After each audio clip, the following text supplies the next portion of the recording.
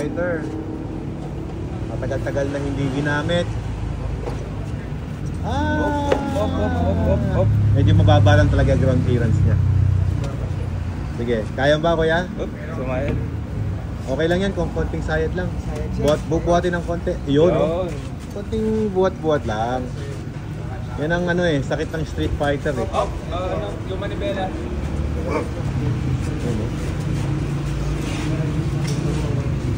Success! Thank you. Very hands-on talaga si Boss G.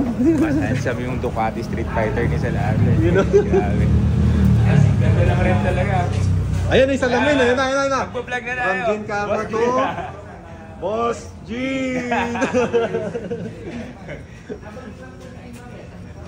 Ayan. Papapipiat natin siya para hindi na siya magagasgas.